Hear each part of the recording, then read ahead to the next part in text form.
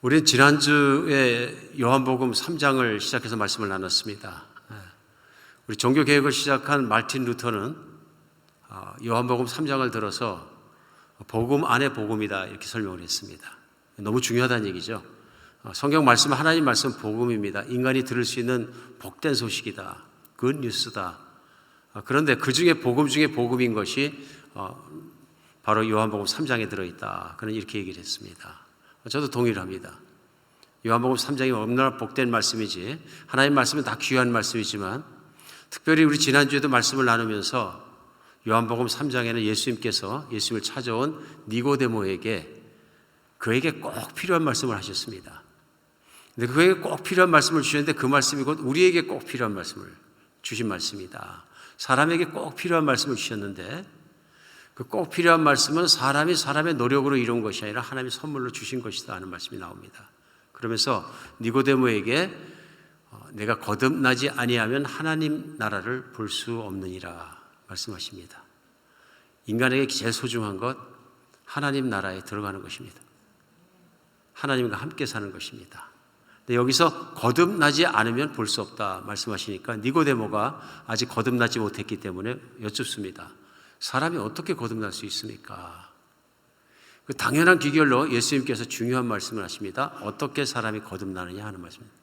우리 지난주에도 같이 말씀을 나눴습니다. 사람이 거듭나는 거, 왜 거듭나야 하는가? 어떻게 거듭나게 되는가? 거듭나는 건 무엇일까? 우리 같이 나누었습니다. 예수님께서 이 거듭남에 대한 말씀을 마지막으로 딱 뭉치셔서 한 절로 주셔서 말씀하신 내용이 요한복음 3장 16절에 지난주 마지막 말씀에 나옵니다. 하나님이 세상을 이처럼 사랑하사 독생자를 주셨으니 이는 저를 믿는 자마다 멸망치 않고 영생을 얻게 하고자 함이라.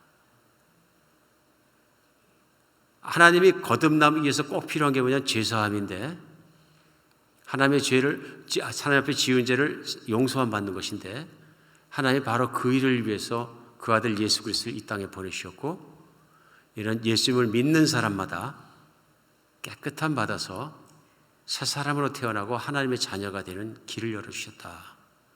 그래서 멸망하지 않고 영생하는 길을 주셨다. 그때 앞에 하신 말씀이 하나님이 세상을 이처럼 사랑하사입니다. 그 아들의 생명을 내놓기까지 사랑하신 것이 바로 하나님의 사랑이 우리의 죄를 용서받고 살게 하셨다 설명하십니다. 이 말씀 속에서 우리는 복음의 성격, 복음의 내용, 복음의 약속, 복음의 조건 그런 것들이 다 느껴집니다. 이것이 왜 복음인가?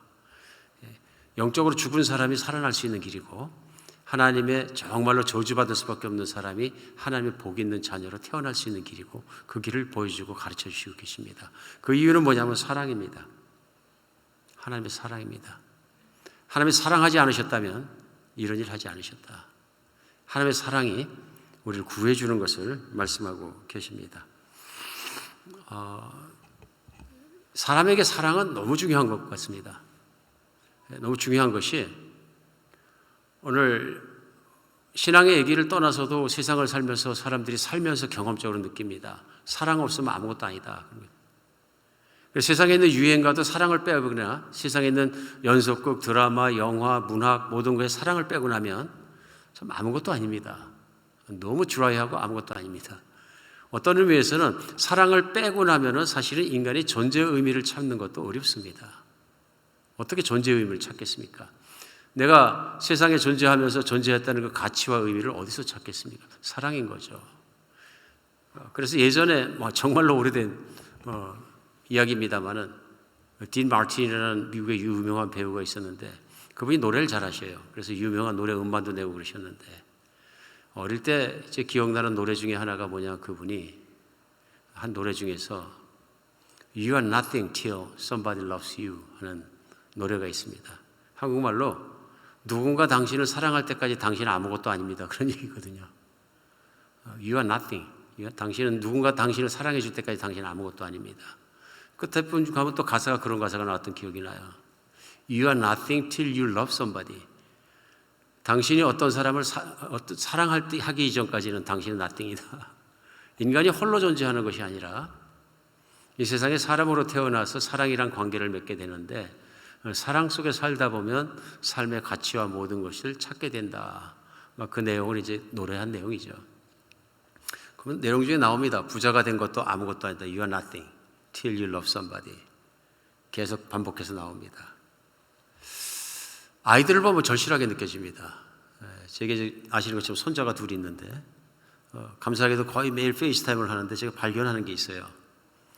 이제 큰 손자가 4살이고 둘째 아이가 1살인데 큰아이가 클수록 엄마 앞에서 제가 이렇게 페이스타임에서 보니까 점점 어려지는 것 같아요. 혀 짧은 소리하고. 그래서 애기처럼 얘기해요. 어쩔 때는 정말 1살짜리 동생처럼 얘기를 해요. 똑같이 얘기를 하고. 또 심지어는 동생이 한 걸 따라해요. 동생이 형 따라하는 건 자연스러운 건데요. 동생은 항상 형 하는 거 보고 따라하고 그러더라고요. 근데 형이 동생 따라하는 건 정말 이상한 거잖아요. 그래서 제가 더 어려지려고 그러나. 그래서 동생이 가서 엄마 무릎에 앉으면 그 자리를 삐집고 들어가서 앉습니다. 이제 덩치가 커졌는데요. 엄마가 힘드니까 얼마나 힘들죠. 제가 그럽니다. 그러지 마라 그럽니다. 그럼 못 들은 척해요. 움직이지도 않고요. 끝까지 앉아 있어요. 제가 이제 속을 좀 썩이는 나이가 됐나 보다. 근데 곰곰이 생각해 보니까 다른 건 몰라도 내가 엄마의 사랑은 내가 뺏길 수 없다 이런 것 같아요. 엄마의 사랑은 내가 뺏길 수 없다. 그래서 생각해 보니까 아기에게 엄마의 사랑이라는 건 거의 절대적인 사랑이다. 그렇죠? 아이는 아무것도 모릅니다. 엄마가 이름이 뭔지, 엄마가 학력이 뭔지, 엄마가 성장 배경이 뭔지, 어떤 사람이지 그런 거 전혀 모릅니다. 근데 한 가지는 정확하게 합니다. 엄마는 나를 사랑한다 입니다. 그렇죠? 엄마는 나를 사랑한다. 그렇기 때문에 내가 사는 길은 엄마밖에 없다. 뺏기겠습니까?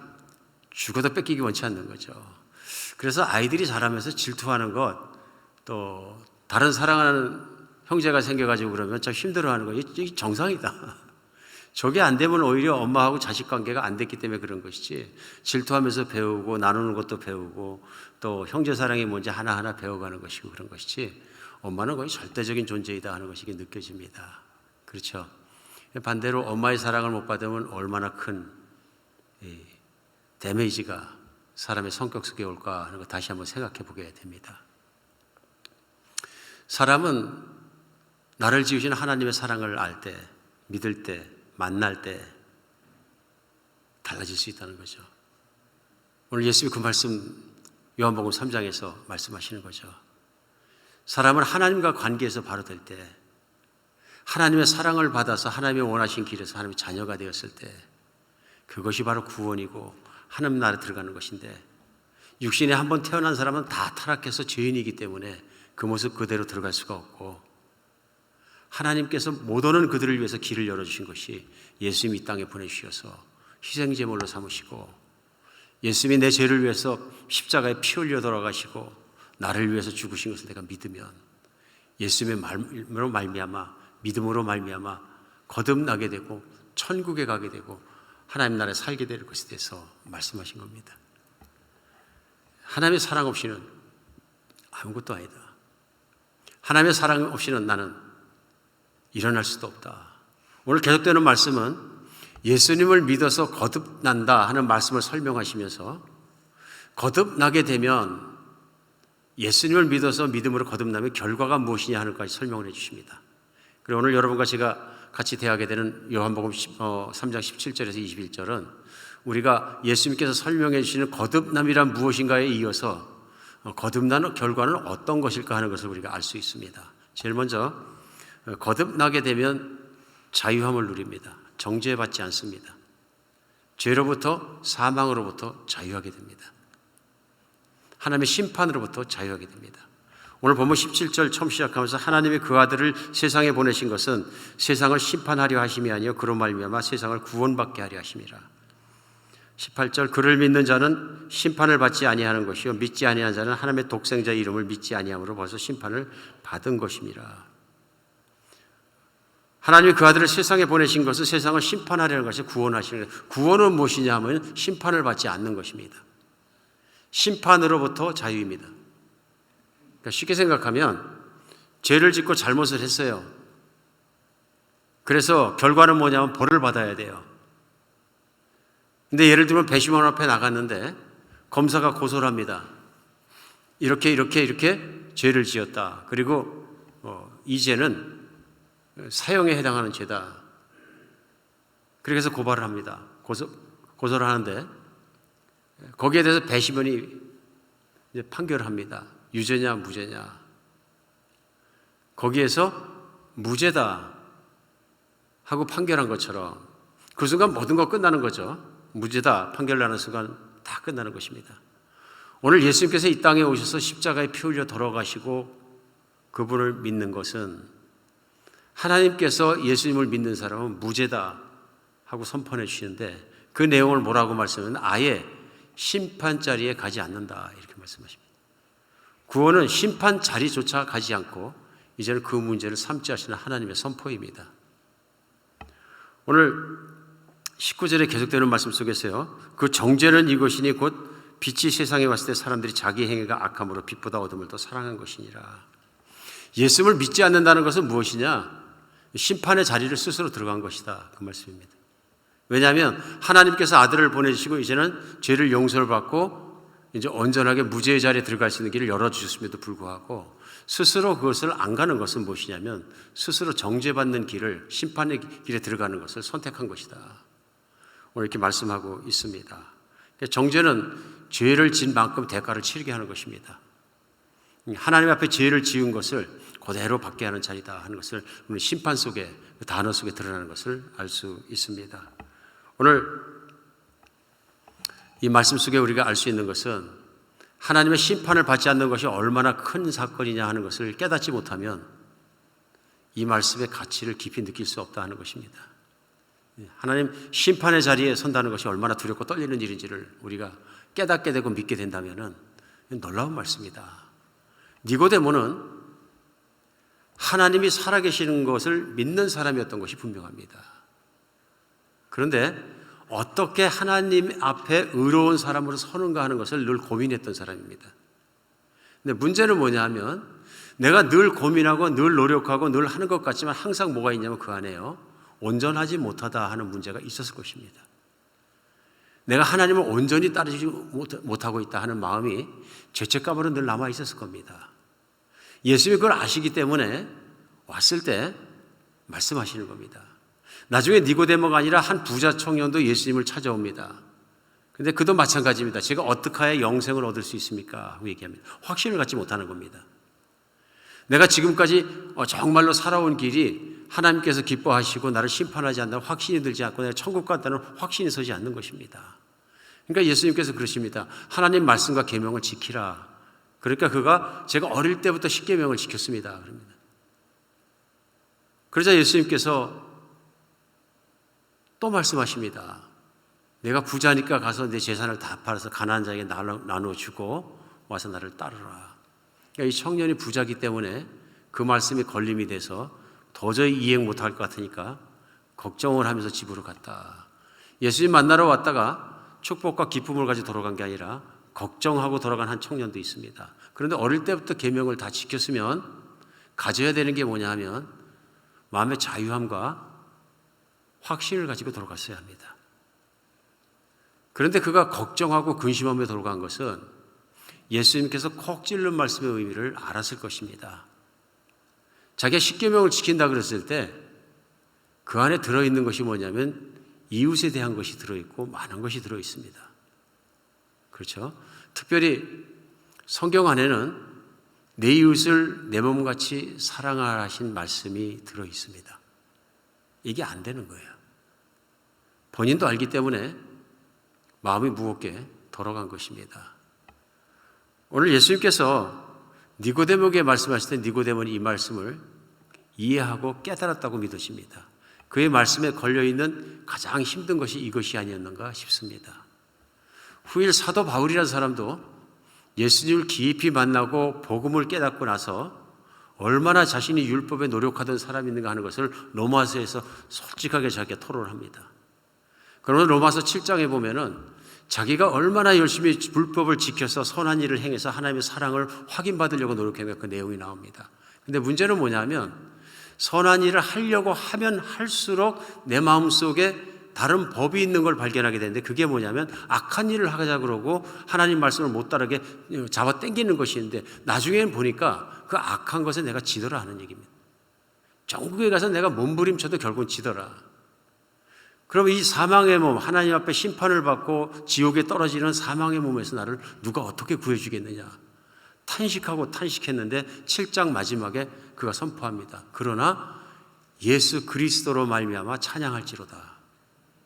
예수님으로 말미암아 찬양할지로다. 내가 이렇게 연약하고 끝까지 못 지키고 목숨을 걸고 율법을 지키는데 다 못하지만은 예수님 때문에 내가 그것이 된다 하고 선포하는 것이 바로 로마서 8장 1절부터 나옵니다. 8장 1절에요. 그 말씀이 나오면서 그러므로 이제 그리스도 예수 안에 있는 자에게는 결코 정죄함이 없나니 2절 이는 그리스도 예수 안에 있는 생명의 성령의 법이 죄와 사망의 법에서 너를 해방하였습니다. 그걸 깨달은 거죠. 내가 율법 안에서 노력할 때는 아무리 하려고 해도 하나님 앞에 온전히 내가 설 수 없었는데 죄책감에 시달릴 수밖에 없고 늘 힘들었는데 예수님을 보고 예수님을 만나고 예수님이 십자가에 왜 돌아가셨는지 그것을 믿고 예수님 안에서 깨달은 것이 무엇이냐면 예수님이 그래서 내 죄 때문에 죄가 없는 온전한 예수님이 희생의 제물로 돌아가셨구나.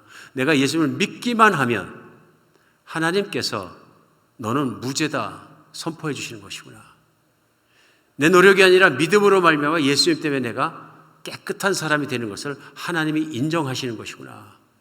법은 하나님이 세우시는 것이고 하나님이 이렇게 사랑하셨기 때문에 이 일을 하셨다는 것을 깨닫고 나서 그가 깨달은 건 뭐냐면 하나님 안에 예수 그리스도 안에 있으면 정죄를 받지 않는다는 것입니다. 심판받지 않는다는 것입니다. 오늘 말씀 속에 정말 이것이 얼마나 큰 일인지 모릅니다. 얼마나 감사한 일이 뭔가 하는 생각이 듭니다. 사람은 살아가면서 마음속에 죄책감과 정죄감이 다 있습니다. 자기가 부족한다는 거 압니다. 잘못했다는 것도 아는 것들이 많이 있습니다. 또 죄를 졌다는 것도 많이 있는 것을 스스로 아는 것이 많습니다. 말하지 못하는 것뿐이죠. 그리고 안 믿는 분들도 예수님 말씀하시면 착한 분인 거 다 압니다. 그러니까 전도할 때 가정에 가서 이렇게 전도를 하다 보면 어떤 아버지들은 얘기합니다. 저는 못 가더라도 우리 애들은 교회 보내겠습니다. 그럼 본인이 나오셔야지 왜 애들만 보낸다. 그래도 애들은 저보다는 착한 사람으로 살아야죠. 이거 상당히 착한 사람이에요. 근데 성경은 뭐냐면 이 사람이 안 오는 이유를 설명해 주십니다. 어둠을 사랑하기 때문에 그렇다. 어둠을 사랑하기 때문에 그렇다. 인간이 뭔지 모르지만 그걸 사랑하는 거예요. 근데 그것이 얼마나 위험한 일입니까? 얼마나 복이 없는 일입니까? 근데 우리가 많이 그렇게 합니다. 좋은 말로 예수 안 믿겠다, 교회 안 가겠다, 거절하면서 애들은 보내겠습니다. 실제로 그런 분도 계세요. 애들은 열심히 교회 보내십니다. 본인 안 나오세요. 결과는 뭐냐면 내가 하던 대로 살겠습니다 하는 고집이 안에 들어있고 어둠을 사랑하는 것이요. 그래서 그런지 어떤 분이 그런 분들 계십니다. 천국 가기 싫습니다. 그럽니다. 천국 왜 못 가기 싫습니까? 그러니까 천국 가면 고수도 없지요. 술도 못 먹지요. 노래방도 못 가지요. 못하는 게 너무 많습니다. 천국 가서 앉아가지고 하나님 노래만 하고 앉아있으면 나 그 따분하고 그래서 그런 인생을 살고 싶지 않습니다. 제가 재밌어 하는 건 다 거기 없는 것 같습니다. 제가 묻죠. 거기 없다고 어떻게 확신하십니까? 거긴 죄가 없는 것이지 재미가 없는 것은 아닙니다. 이 지구를 만드신 하나님께서, 선생님을 만드신 하나님께서 또 다른 세상을 만드시고 거기서 계속 영원히 살도록 모든 걸 보호해 주시는데 이 세상에 가장 재밌게 만드신 하나님, 진귀하게 만드신 하나님이 왜 재미없게 만드시겠습니까? 하나님을 모르시기 때문에 그렇습니다. 그러나 사람들이 생각할 때는 거긴 재미없는 곳입니다. 왜냐하면 살아가다 보면 진짜로 재밌는 것은 어쩌면 교회에서 얘기는 죄라는 것 속에 많이 있다고 자기가 느끼기 때문에 그렇습니다. 근데 그 죄이기 때문에 못하게 하면 그것이 싫다는 얘기입니다. 어둠을 사랑하는 거죠. 결국 어둠을 사랑하기 때문에 그렇다는 것을 알 수 있습니다. 오늘 예수님께서 그 말씀하시죠. 정죄를 이미 받은 것이다. 어둠을 사랑하는 것은 이미 심판을 받을 자리에 있다는 것이다. 이미 심판받을 만한 하나님 앞에 죄 있는 그 모습을 살아가는 것을 없애기 위해서, 그 심판을 받지 않게 하기 위해서 내가 이 땅에 왔다 하고 설명하십니다. 거듭났다는 것은 이제 죄를 질 수밖에 없는 어둠을 따라 살던 나의 과거의 옛사람이 예수님과 함께 십자가에 죽었다. 내가 예수님을 주님으로 받아들였다, 나는 예수님을 믿습니다 하는 고백 속에는 나는 이제는 내 안에 있는 어둠을 따라 살지 않겠습니다. 나는 이젠 더 이상은 과거에 살았던 대로 살지 않겠습니다 하는 예수님께 돌아가는 과정이 필요한 것이죠.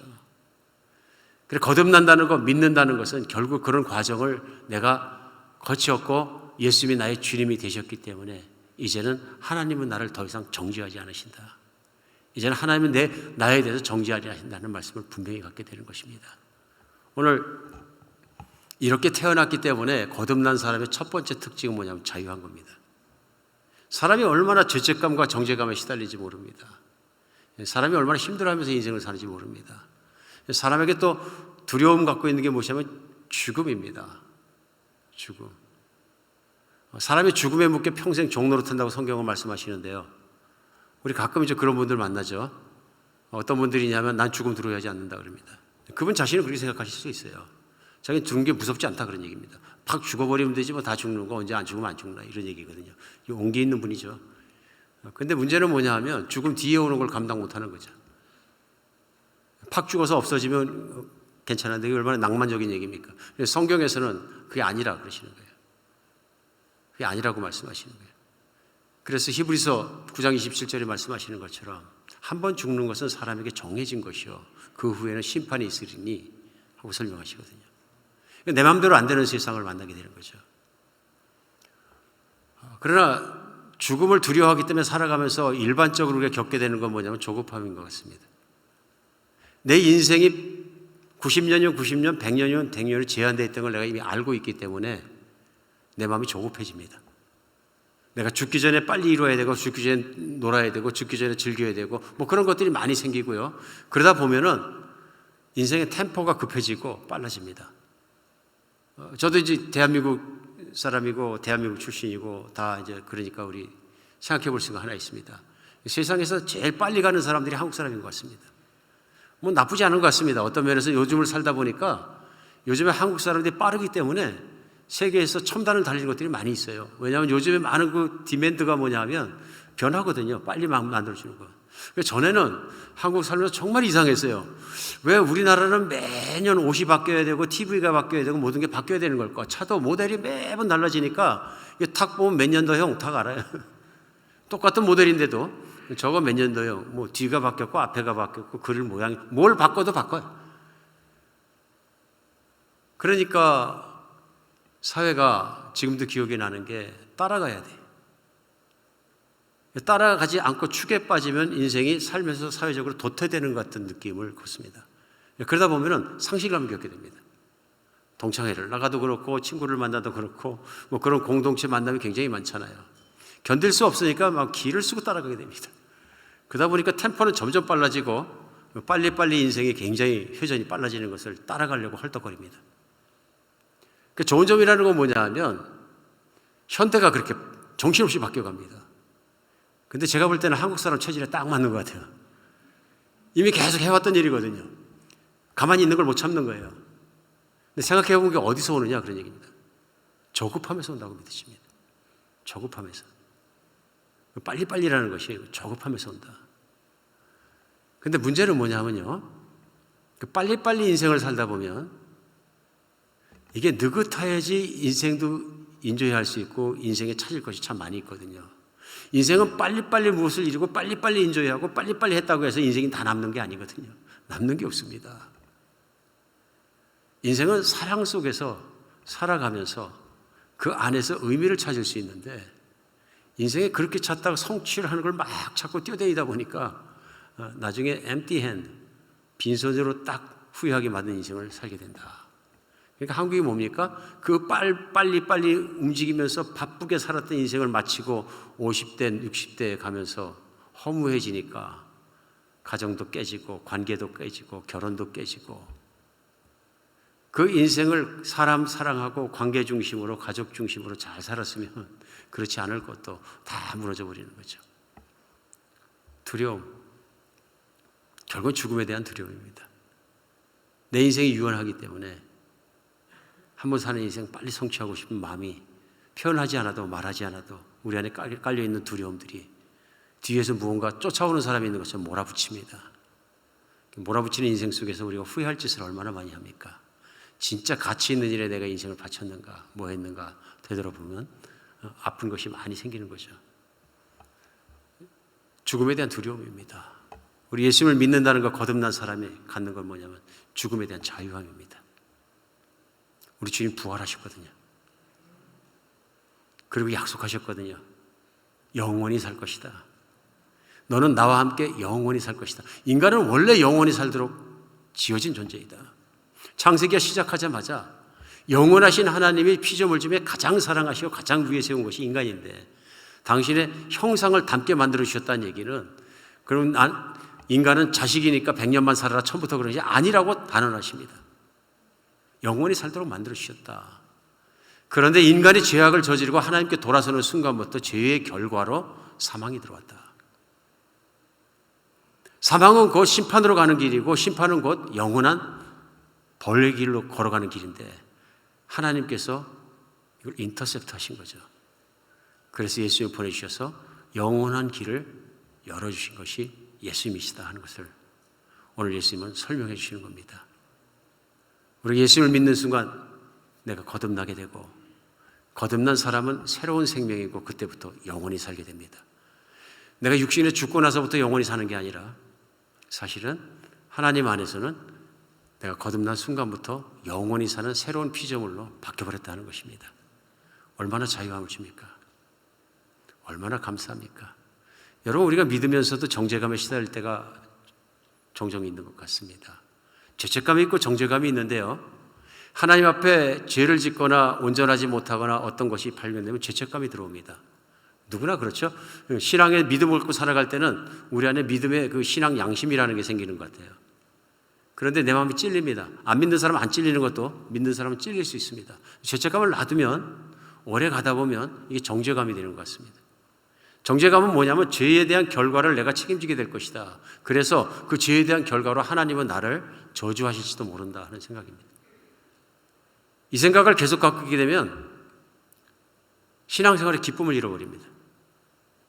신앙생활 재미도 잃어버리고요. 하나님 찬양해도 찬양이 기쁘거나 모여지지 않고요. 관계를 떠나고 관계를 자꾸 잊어버리게 됩니다. 근데 문제는 뭐냐 하면 그런 상태에서 오래 가면서 냅두게 되면 그래도 뭔가 모르지만은 하나님께 인정받을 수 있는 길을 자꾸 찾게 됩니다. 그러니까 내가 하나님께 멀어졌다고 생각하니까 더 노력도 해보고 다 보는데 그것도 또 내 노력하다가 안 되면 시큰둥해지고 결국은 정죄감에 빠지는 걸 많이 볼 수 있습니다. 대표적으로 노력하면서 복구하려고 그런 것 중에 하나가 뭐냐면 교리 속에서 또 안심을 하기 위해서 찾으려고 노력하는 것도 많이 있는 것 같아요. 제가 가장 많이 받은 질문 중에 하나가 제자훈련하고 뭐하건 질문 중에 하나가 뭐냐면 한 번 받은 구원은 잊어버리지 않는 거죠, 이겁니다. 그렇죠. 이제는 이해합니다. 이유가 있어서 물어보시는 거예요. 흔들릴 때마다 그 생각이 나거든요. 한 번 받은 구원을 잊어버릴 수도 있습니까? 이렇게 물어보시고 오늘 교리적 동의를 갖고 싶은 거예요. 교리적 동의를. 한 번 받은 구원은 잃어버리지 않습니다. 왜 안 잃어버립니까? 나 때문이 아니라 하나님 때문에요. 하나님 변화가 없으십니다. 하나님의 약속은 약속입니다.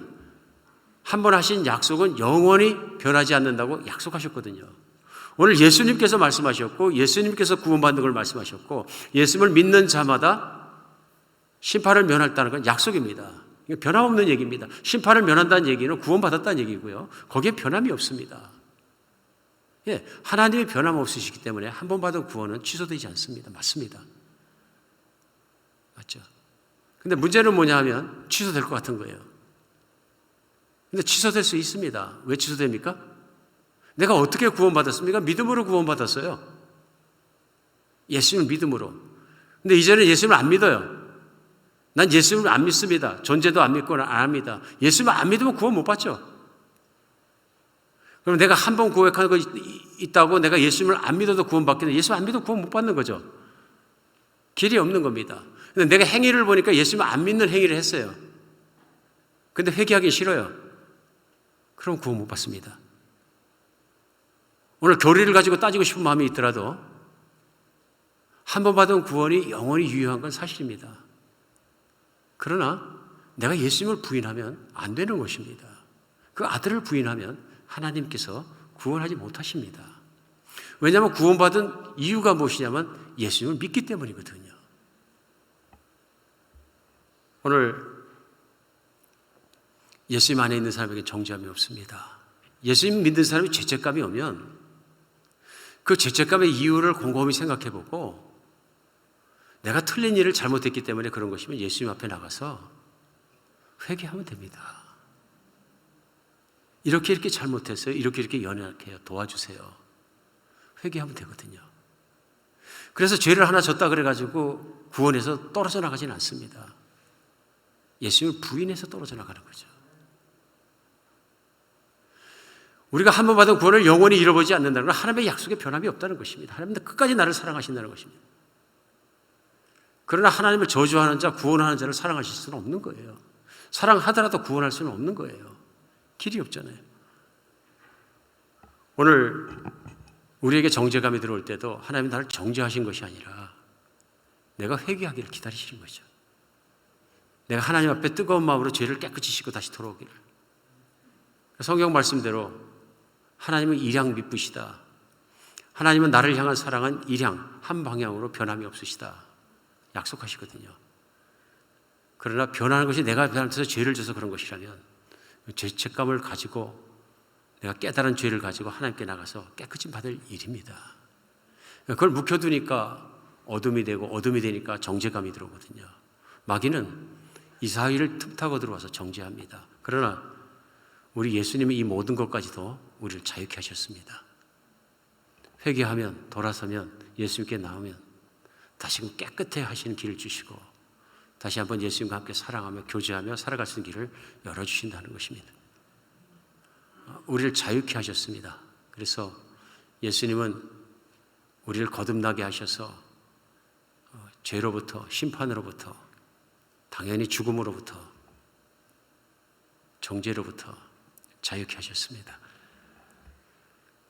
오늘 두 번째 예수님 말씀 속에서 거듭난 사람의 특징 중에서 우리 배울 수 있는 건 무엇이냐면 새로운 인격을 갖게 된다는 것입니다.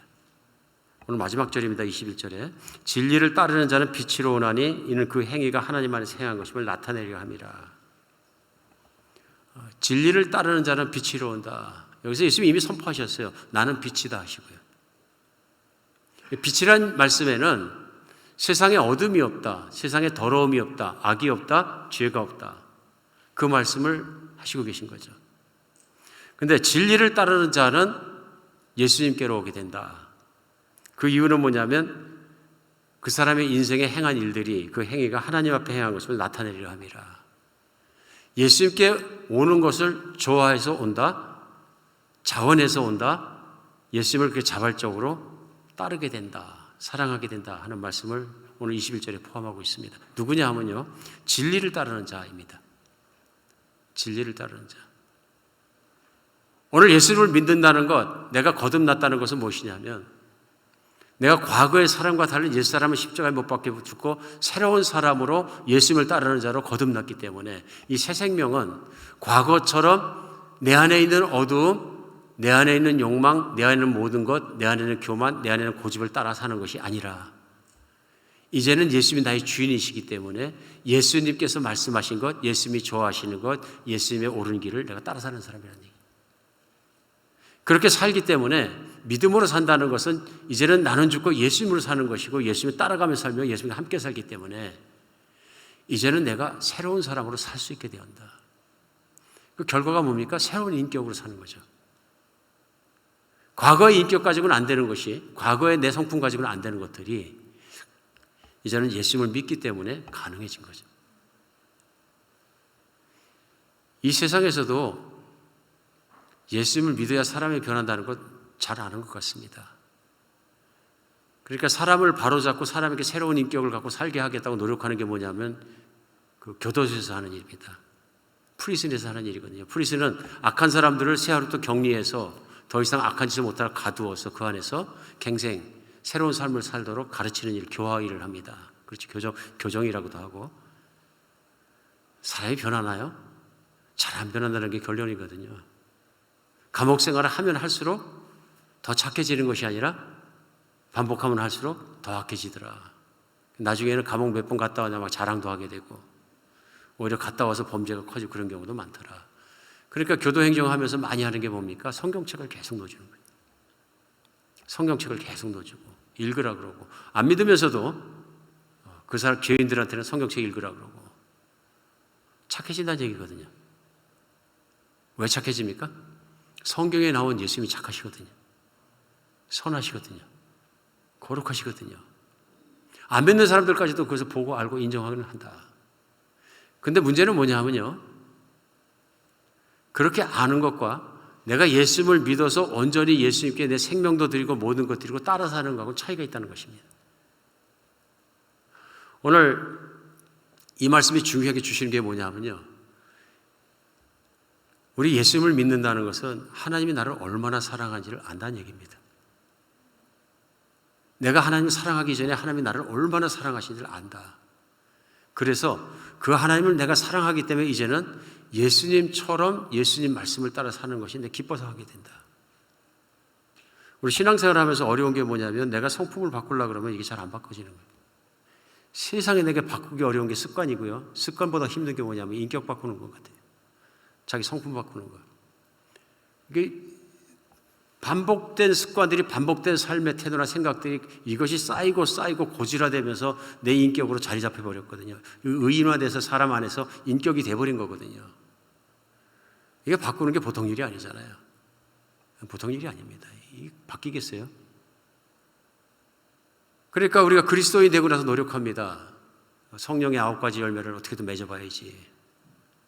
오늘은 사람들에게 친절하자.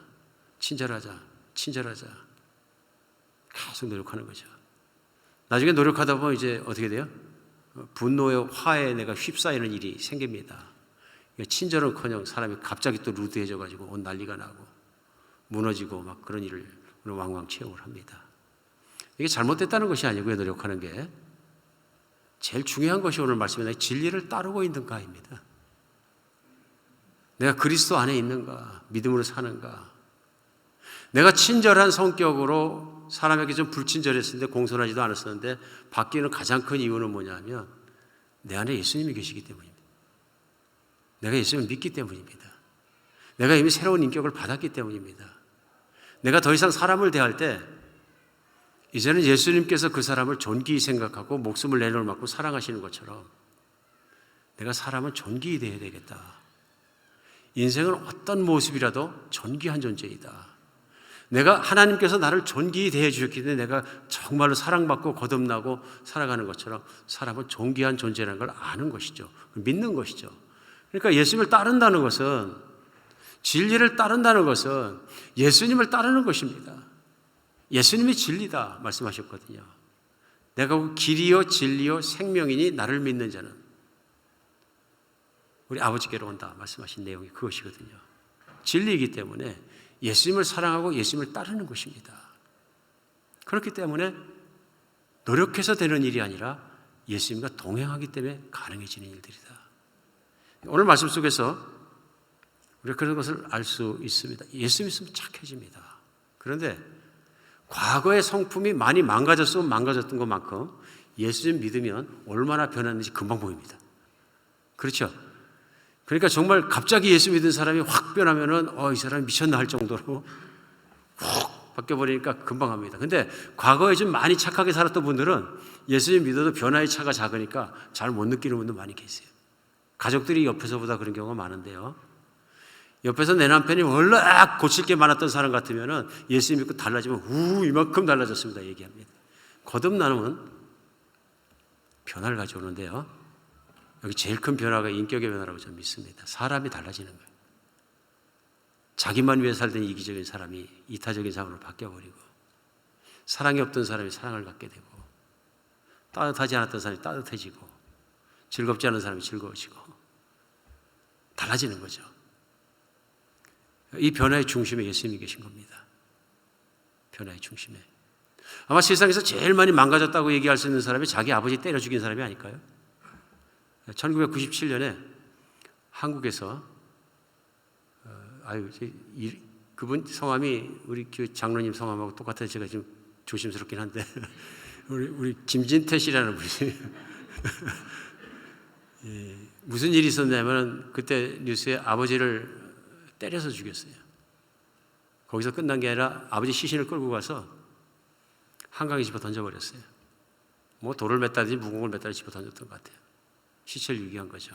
잡혔는데 당연히 사형이죠. 사형 선고를 받습니다. 한국 같은 윤리사회 속에서 이건 정말로 아무도 용서할 수 없는 범죄인 거죠. 그것도 자기 아버지를.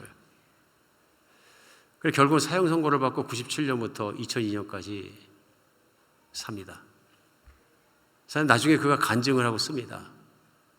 근데 2002년 무렵에 그 교도소를 들락거리면서 전도를 하신 한 목사님을 만나게 돼서 예수님을 알게 되고 예수님의 복음을 듣게 됩니다. 그러니까 가슴을 확장 열고 예수님을 받아들입니다. 너무 절실했던 거죠. 그러니까 나중에 고백하는데 그런 얘기를 합니다. 예수님을 받아들이기 전까지 공포와 두려움과 떨림이 이루 말할 수가 없었다. 누가 뭐 찾아와서 자기 죄수번호 불리면서 면회, 그러고 땅에 털커덕 주저을 앉았다 그래요. 사형장에 나갈 때도 그냥 사형장에 간다 그런 게 아니라 간수가 와서 면회, 그러고 데리고 나간답니다. 그러니까 간수가 몇 번 면회, 그러면 덜컹 앉는 거죠. 그냥 다리가 움직이지도 않고 덜덜덜덜 떨려가지고 오늘이 죽는 날이구나. 어느 날이 죽는 날인지를 모르니까요. 이미 끝장은 났는데 그렇게 하루 이틀 지나갈 때마다 두려움에 떨림 속에 사는데 나중에는 이 노래조에 걸리니까 간수가 복도에 지나가는 발자국 소리만, 구두 소리만 들려도 벌떡벌떡 일어나서 속이 부들부들 떨린다는 거예요. 자기 그런 인생을 수년간 살았는데 예수님의 복음의 메시지를 듣고 나니까 죄인도 용서받을 수 있고 죄인도 천국 갈 수 있고 너무너무 가슴이 열려갖고 그대로 믿은 거예요. 근데 그 다음에 변합니다. 이 사람이 놀랍게 기뻐지고 두려워지지 않게 되고 자유함을 얻게 되고 죽음에 대한 두려움도 사라지고 그래서 사형수는 2달마다 감방을 바꿔주는데 감방으로 옮겨갈 때마다 전도를 하고 사랑으로 섬겨서 죄수들이 너무너무 그를 좋아하고 죄수들이 완전히 그를 사랑하게 되고 예수님을 그렇게 많이 영접을 했다. 그리고 목사도 못 들어가고 전도사도 못 들어가는 깜빵에 돌락거리면서 전도사가 돼서 우리 감옥의 전도사다 얘기할 정도로 그분이 1, 2년만 그런 게 아니라 계속 그렇게 하니까 결국 사회에 알려지게 되고 재평가해봐야 된다. 특별히 이번에 그 정황이 나왔는데 아버지가 이 사람 27살 먹었을 때 술만 마시면 어릴 때부터 어머니를 이렇게 두드려 패서 그날도 술이 잔뜩 취해갖고 들어오셔가지고 어머니를 흉기로 때리셨는데 어머니가 죽었는 줄 알았다. 기절해서 까무러치셨는데 아버지는 계속 때리려고 그러고 그리고 화가 나서 자기가 흉기를 들어갖고 아버지를 때려 죽였다. 그러니까 여론에서도 막 들끓게 이 정황을 봐서 좀 재평가해야 된다. 이 사람이 이렇게 착하다는데 영치금 들어온 거 다 모아서 소년소녀 가장 돕게 하고 뭐 이루 말할 수 없게 보통 사람도 할 수 없는 선행을 하는데 이 사람이 악한 사람이냐? 그렇지 않다. 하루 이틀도 아니고 오랜 횟수를 그렇게 살았다. 그래서 결국은 무기징역으로 감형돼서 오늘 이때까지 수십 년간을 97년부터 감옥을 살고 있는데 최근에도 뉴스들이 그분에 대해서 올라옵니다. 그러면서 사형제도 폐지하자. 그리고 이분에겐 감형시켜서 가석방을 좀 해주자. 아무도 희망을 갖지 못하는데 무기수들은 언젠가는 하나님의 도와주시면 잠시라도 나가서 다시 선행하고 살 기회를 주실지도 모른다는 기대 속에 자격증을 9개나 딸 정도로 열심히 일을 배우면서 희망을 가지고 살고 있는 이 사람에게 희망을 주자. 그리고 오히려 한국의 여론과 사람들이 이 사람 좀 가석방시켜 살려주자 하는 얘기로 들끓는다는 얘기를 들었습니다. 수십 년간 변하지 않았다는 얘기죠. 살아가는 태도, 깊어진 것, 변화한 것, 이제는 교도소 안에서뿐만 아니라 세상에 있는 사람까지도 그걸 알게 됐다 하는 것입니다. 사람들의 마음을 움직이고 이 사람 착한 사람이다 하는 정도로 변화됐다는 것입니다. 예수님 만나면 거듭나면 달라집니다. 달라집니다. 내가 만약 계속 어둠 속에 있다면 나는 정죄를 받을 것입니다. 그러나 우리가 어둠 속에서 나올 수 있도록 예수님은 그 길을 활짝 열어주셨습니다. 우리가 예수님 믿고 신앙생활 하다가도 죄책감이나 정죄감에 시달릴 때 우린 나와야 합니다. 다시 예수님을 붙잡고 예수님의 십자가를 바라보며 그 사랑으로 그 보혈로 해결해 주시지 못할 문제가 없는 것입니다. 그것 때문에 우리 예수님께서 이 땅에 오셔서 피 흘려 들어가시고 생명을 바쳐 사랑하시는데 못 돌아오는 이 어디 있겠습니까? 우리가 어둠을 사랑하는 마음, 내 자신을 의지하려는 마음, 그걸 꺾고 예수님께 돌아서는 것이 중요한 것이죠. 오늘 예수님 믿는 사람은 그 면에서 자유하게 살아야 된다고 믿습니다. 그런 삶을 갖게 하기 위해서 우리를 사랑하시기 때문에 목숨을 내놓으셨는데 어떻게 구속과 묶인 삶을 살아가겠습니까? 우리 정말로 하나님 안에서 이 진리를 붙잡고 승리하며 살 수 있는 여러분과 제가 됐으면 좋겠습니다. 거듭남은 흔적이 있습니다. 달라질 수밖에 없습니다. 새 사람이 됐거든요. 내 안에 변화를 못 느낀다 할지라도 나는 분명히 변했습니다. 내가 진리를 믿는다면, 깊이 믿는다면 반드시 변화가 옵니다. 우리 믿음을 잘 지켜서 주님 안에서 늘 승리하는 삶을 살 수 있는 여러분과 제가 됐으면 좋겠습니다. 기도하겠습니다. 예, 하나님, 우리 주님께서는 구원받을 자격이 없는 자를 사랑하시길 서슴지 않으셨습니다. 사랑받을 자격이 없는 자를 사랑하시기를 중단하지 않으셨습니다. 사랑하시기 때문에 생명을 내놓으시고 사랑하시기 때문에 저희를 구원해 주셨습니다. 사랑하시기 때문에 지금도 저희를 바라보고 계신다고 믿습니다. 주님, 저희가 사는 동안에 주님을 말미암아 큰 은혜 입었으므로 늘 믿음으로 주님 안에 살게 하시었고 주님의 말씀에 붙잡혀 살게 하셨고 진리 가운데 살게 하여 주시옵소서. 흔들리는 믿음으로 살지 않고 오직 꼿꼿이 부활하신 예수님을 따라 바르게 살게 하여 주시옵소서. 예수 그리스도의 이름으로 기도합니다.